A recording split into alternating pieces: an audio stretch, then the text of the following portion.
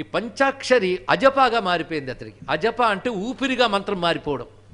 అలా అజపాత చేయగానే అసలు పెద్ద వేణువు నీ వెన్నులో ఉన్నటువంటి దండమే పెద్ద వేణువు, అందులో జరిగే ప్రాణ సంచారమే గాన సంచారం. దాన్ని ఆధారం చేసుకుని మంత్రాన్ని కలిపితే శ్వాస మంత్రమైతే అప్పుడు ఈ రహస్యం అర్థమవుతుంది. కనుక ఈ వేణువు ఊతున్నవాడికి ఆ వేణువు అర్థమైంది మంత్రం వల్ల. పంచాక్షరిలో స్వరాలు ఉన్నాయని విషయం తెలిసింది. దానితో ఆ స్వరమును జాగ్రత్తగా తెలుసుకుని ఆ వేణువుపై స్వరాలు చూసుకుంటూ పంచాక్షరిని గానం చేయడం మొదలుపెట్టాట. ఆశ్చర్యకరం. ఇక్కడ పంచాక్షరిని వేణువు మీద వినిపించుతున్నాడు రకరకాల పద్ధతులతో. ఇది వింటూ ఉండగా పంచాక్షరి జనిత నాదం క్రమంగా ప్రస్తారమై అది అలౌకిక సంగీతముగా వినిపించింది. ఎక్కడ? ఆవులను తోలుకుంటున్నటువంటి అడవుల్లో ఒక అలౌకిక సంగీత నాదం వినబడుతుంది. సంగీతంలో కూడా అలౌకికమైన స్థితి ఉంటుంది. ఆ స్థితి తత్సిద్ధుడికే తెలుస్తుంది. పంచాక్షరితో దాన్ని సిద్ధింపజేశాడు. ఇదివరకు నుంచి చేస్తున్న వేణుగాన విద్యకు తోడు పంచాక్షరి జపం కూడా కలిసి అద్భుతమైనటువంటి పంచాక్షరి జనితమైనటువంటి వేణుగాన ప్రస్తారం చేస్తూ ఉంటే ఎలా ఉండేదో వర్ణించి చెప్తున్నాడు సెక్యులర్ ఇక్కడ.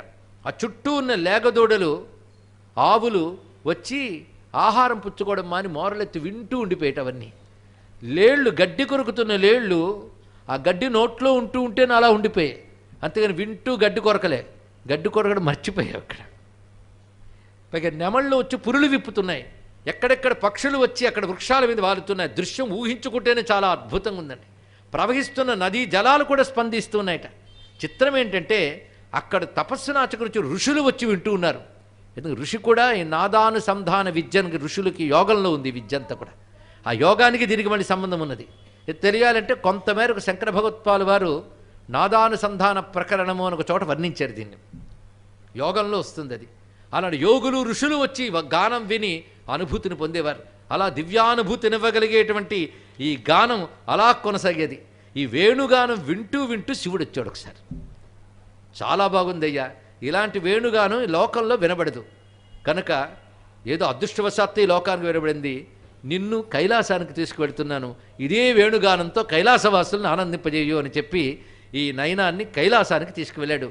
ఆ నయనారే 63లో ఒక్కడిగా ఆరాధింపబడుతున్న ఆనాయ నయనార్ అని చెప్పబడుతున్నటువంటి వాడు గోనాథ నయనార్ అని సంస్కృతంలో మనం